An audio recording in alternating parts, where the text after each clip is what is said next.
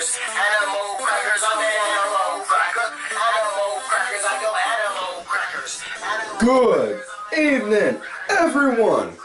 Welcome back once again to Vicious Rants, and of course I am your host, your YouTube Messiah, and often imitated, never duplicated, superstar Tim Vicious, and we're going to be talking about what Raw it was in New Orleans, Louisiana, where WrestleMania 30 took place. Now, wasn't obviously in the same arena, but, you know, if you ask Hulk Hogan, it was in the Silverdome. Yeah, but that aside, Raw, overall score for Raw, yeah, I'm going to give it a good 5 because the product itself came off kind of lackluster, and the crowd itself, you know, there were times where you was questioning if the crowd was comatose, you know, but that aside, moving forward, show starts off, locker room standing out there at the entry ramp, and everyone's there just standing and, you know, stone cold quiet for a minute, just thinking, oh, we getting like a moment of silence or something, what? And then next thing you know, all you hear is, no chance.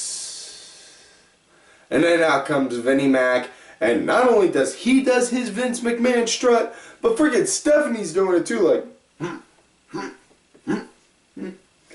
which almost as hilarious as seeing Triple H dance to it New Day. You know, if anyone out there has not made a GIF of that yet, please do, and then send it to me on my Twitter at Tim Vicious, because, you know, I always love seeing new things to laugh at. Moving forward. They come out. Vince comes out, talks about on how they all have an opportunity. They all have a chance to win the WWE Championship at the Royal Rumble and main event WrestleMania still. So, that one sentence right there started making the gears turn here. Nothing said on this as of yet, but what I am speculating, on how they could do this, if they do it like this, have the winner of the Royal Rumble be WWE Champion, but have the runner-up, as in the last person to be eliminated, be given a title shot at WrestleMania as well. Because, yeah, it gives that vibe from the moment from that Monday Night Raw right after, right until WrestleMania. You can build up. Don't let them get matches with each other. Just let them do promos and brawls until then. But you do that and saying, you know, you won. You threw me over that rope. But there is no way you are going to beat me again, and I am walking out of that building, and I am walking out of Dallas as WWE Champion. Something along those lines, that could work. Moving forward, though. Sorry, I'm trying not to get sidetracked. Yeah, it's a little bit of a head cold. When I start to get like that, I get a little lightheaded sometimes, and I wind up overdoing it with the explanations and space out and such. Try not to. But yeah, Vince is there, he does that, and then winds up bringing out Roman, and then Roman, he comes down. Yeah, he looks at him like, oh, don't worry, I ain't here to go and whoop your ass, but I'm gonna go against them, and I'm gonna win, and then I'm gonna go into WrestleMania. Basically, to sum up what he was saying. Yeah, and then, yeah, that's it. But then after that, Steph said, well, Roman, you need to think who you may wind up facing. You don't even know what number you're going to be at. You could wind up having to go against your very brother, Dean Ambrose, who just so happens to have a match coming up right now. And then as you see Ambrose walking on down, And then against Sheamus. Sheamus right from behind him. Wham! Hits him, tacks him. Beautiful heel move. You know, can't argue with that one. That was heel 101. Good way to draw heat. So they do that, and then they, you know, my question on that though is Roman was in the ring the whole time. Why not, at the very least, even if he's not going to attack Sheamus, just have him get out the ring and get into a stance like, what'd you do, motherfucker? Did you hit one of mine? Something like that. Yep, now, so we got a match. Got a match, Ambrose versus Sheamus right now. You know, obviously, you know, I talked about Sheamus. Sheamus did the blind side right before he got started. Sorry. Yeah. That Ambrose, he was just pretty much, for this match, he was just pretty much put on the ass end of an ass kicking. Which, yeah, not to say that they're trying to make Sheamus look strong, but yeah, he was just straight out. It was like a good way to see a heel being a heel. You know, just that, you know, you want to, you know, and he wants to play that powerful heel. Well, there you go. That's a good opportunity right there. He's doing that. Ambrose, he got some of his offense in, you know, but seriously, it's, the more they keep saying Ambrose is unpredictable, it's more that he's unpredictably unpredictable. You know, and I'm all love the guy. Good wrestler. Great talent. It's just really, I don't know if they're telling him to or not, but it's like he's being told, well, no, just do this kind of set. You know, so it's like, huh? But yeah. Yeah, that Sheamus, he wound up getting busted open. That came to the end, in which case it was a small little dot right up here in the middle of the forehead, so I knew there was blood the second quick way you can always tell if there's going to be, if you see blood, folks. If you don't see it on the wrestlers right away, obviously, one way to tell, look for the refs. The second you see the refs pull out gloves, that's when you know there's blood. But ref pulled out the gloves, there was blood, but match wound up coming to an end because of a double count out. Sheamus tossed Ambrose out, started whooping him like the little stepchild, and then next thing you know, Ambrose started doing it back, threw him up against the ring post like 2 or 3 times, much like in the same manner Taker threw Lesnar into the ring post back at Hell in a Cell, where everyone said Lesnar bladed. Now, look over those shots to the ring post, and then look over the shots Sheamus just took. Almost mirror.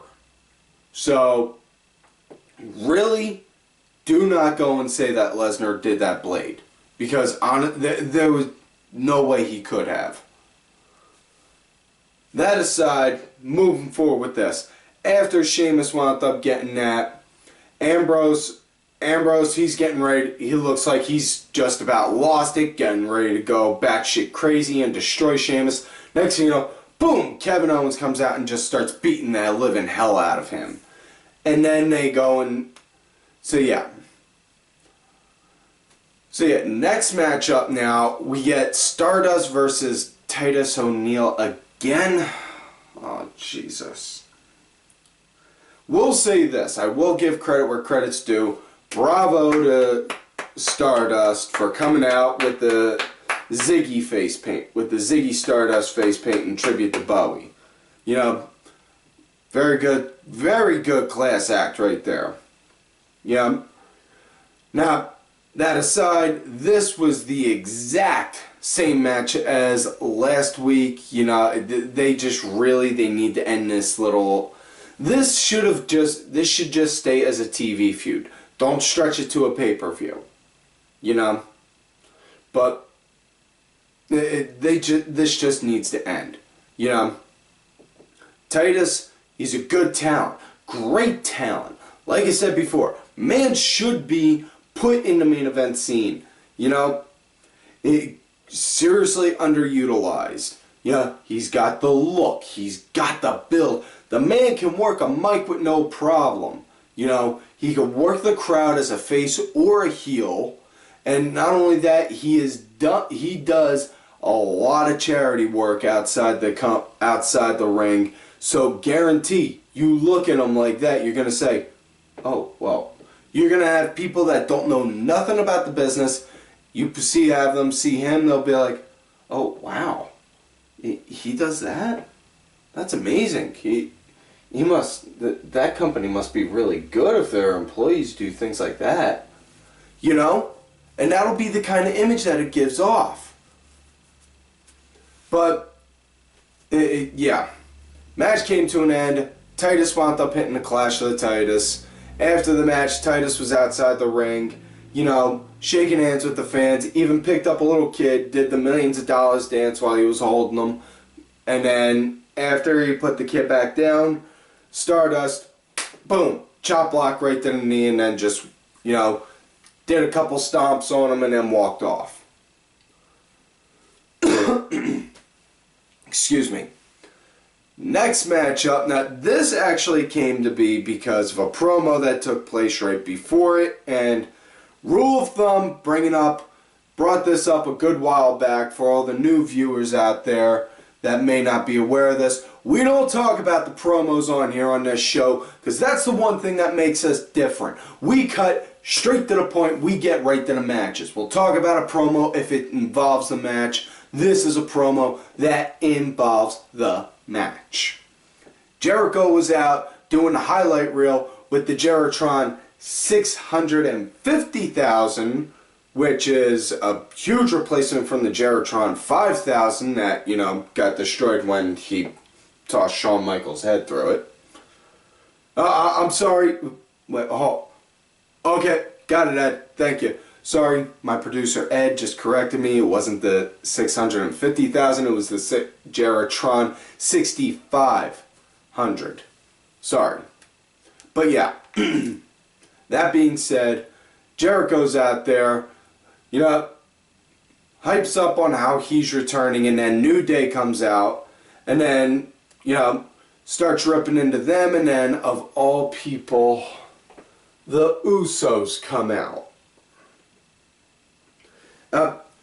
Best way to really describe the Usos, you know, people want to say the Young Bucks are spot monkeys. Just pretty much look at an Uso match, because honestly, all of the Usos' moveset is just spots right then and there. Super kick, stink face, suicide, over the top suicide dive, body splash. Not only did I just describe that, yet that's pretty much it. You know, not knocking the Usos, but I'm saying really they're not doing anything to get on any radars, you know, to say, oh wow, this is a tag team you need to watch out for. Not one bit. That being said, back to the lecture at hand. Usos are out. They go to shut up the New Day, and then Jericho says, well, tell you what, since you guys want to fight them, and that'd be a little uneven, how about you two go against them two? You go ahead, you, Xavier, go ahead and sit in their corner. I'm going to sit over here in their corner, and we can both make sure nobody does anything. So we got that. This match just was seriously very much so mediocre. I mean, if they were giving away tickets to go and see this match for free, I wouldn't have gone and seen it. It just felt that bland, you know. Which is a shame because they have the potential to reinvent and put a new shot of life into the tag division, given all the tag talent that they have and the guys that they can work with to make tags, you know? And it's would really like to just see the tag team division get made back into what it was, you know? But yeah, this was really just a very mediocre match. Not that good, not that bad. It was just like, you know, the biggest pop for the match wound up coming from Jericho picking up Xavier's trombone, surprising him, and then holding it up like, smash, and broke it. That's right, he broke Francesca. For shame on you, Jericho! You know, that's not cool, man. That's not cool. That trombone had a wife and kids. And you had to kill him.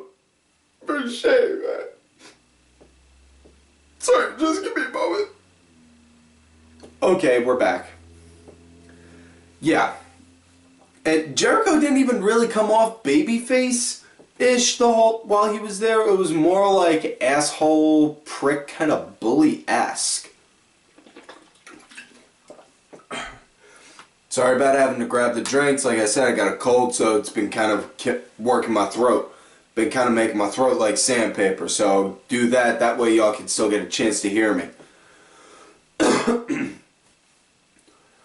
But yeah.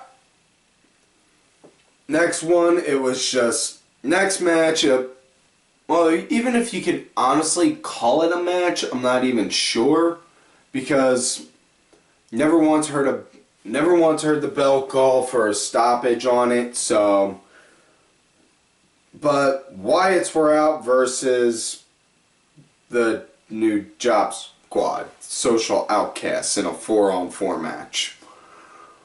In which case, R.I.P. Social Outcasts. So yeah, started out, it was Braun Strowman in the ring for the Wyatts. Rose went in, threw in a couple shots, Bo got in, threw in a couple shots, then Dallas, and it's like that, until eventually all the Wyatts were in, getting ready to pretty much lay them out to slaughter, and then Roy decided to be a fucking moose knuckle and intervene. Seriously, just fuck off, Roy. Not even playing. Fuck off. That aside, that pretty much defined that match. That aside, moving forward, next match now. KaliSto versus Alberto Del Rio in a U.S. title match. Now, this was a big make-or-break moment for KaliSto. While Sin Cara's out rehabbing that dislocated shoulder, because if you've watched some Lucha Libre, like stuff from AAA wrestling, and seen KaliSto when he was there, you know, the guy's a good wrestler. Great talent. He can work good in singles wrestling. This was his... the SmackDown last week on USA was his chance for everyone to get to see him. This was the follow-up to that, to make sure not only did people see him, but people get a chance to remember him. Because, you know, if you're labeled in tag teaming, it's hard to break away from it. Save for personal experience. But that being said, this was, really was impressed with this match because, Del Rio, he had good control of the pace for the match. You know, KaliSto really he showed very little offense, but it was a very good lucha style match. You know, it was a very good lucha style match. And I'm not talking lucha underground. But I'm talking like a lucha libre type of match. You know, like if you'd have wound up seeing two luchadors going at it on freaking Nitro. Or back when the Cruiserweight division in WWE in the early 2000s was at its peak. you know, or not early, I should say mid-2000s. But it was a good lucha style match. Very nice, very good. Excuse me. And Kalisto actually won, so he is now the new US champion, and congratulations to him on that. On how he wound up getting the win, he wound up, Del Rio went to go hoist him up for a powerbomb, and Kalisto rolled him over for a quick cover-up and got the 1, 2, 3. So, honest to goodness, thought this feud was going to stretch out until the Rumble, and then they were going to wind up either deciding to put the title on him or not. But not going to argue with that. Not going to argue with the idea of doing the title change on there. You got to do some title changes on TV every now and again, you know, to help build excitement and, you know, like saying, oh wow, that happened on TV. Whoa. I gotta catch it again. Might have something else on there again soon. Huh? You know, have that. That being said, I'm not even gonna go and talk about the woman segment because honestly, it was bullshit. It was bull fucking shit. It was back to the ST Diva kind of bit. It was back to ST Diva kind of mentality. Where they have freaking Brie out there getting ready to go for a match against Charlotte, and just as Charlotte gets in the ring, Becky goes out there, pummels the crap out of her, has 4 or 5 refs having to pull her back, and then Flair grabs a mic, and then Rick grabs a mic saying, what the hell is that? Now that she hit him, we're not having a match now. Yep. And just leaving it at that? The fuck? You know? Just, ugh. Yeah. Anyways, main event. It is now for the Roman versus one versus all match, apparently. However, that's supposed to work. Yeah, so what it looked like, it was basically set up to be like a giant gauntlet match. That's on how it looked like it was set to look. Putting it into practice, on the other hand, is a whole other story, especially when you only got about 40 minutes left of TV time. So, Vince brought out Stardust, the Ascension, the Wyatts, Owens, Del Rio, Sheamus. Yeah, I think there was a couple other guys, I don't remember them all, but yeah, it's wound up saying you're going to go up against all of them, and you're going to go against Owens first. So the match was pretty much just Roman versus Kevin Owens, and Owens just wound up dominating that pretty much that entire time until the end, and he was wrestling like he was doing a, oh shit, he's watching, I'm going to impress him kind of style. Not knocking Owens, saying that he's a sloppy wrestler or bad or not or anything like that. Please don't take it as that. I'm a big KO fan. What I'm saying is, he was working where, like, yeah, pulling that shit you haven't normally seen him do on Raw. Just thinking, oh damn, who's he looking to impress? But match wound up coming to an end when, within the last few minutes, everyone came in, just started beating the living shit out of Roman, and then, right out of nowhere, Brock just comes down. Brock Lesnar walks down, destroys New Day again, kills Stardust, smashes, Owens and Lesnar went at it, in which case, and dude, if only they were really gonna do a match between Kevin Owens and Brock Lesnar, that would be great for them. Only question is, for both guys, where do they go from there after that? That would be the only question I would have in regards to that match. But, that being said, yep.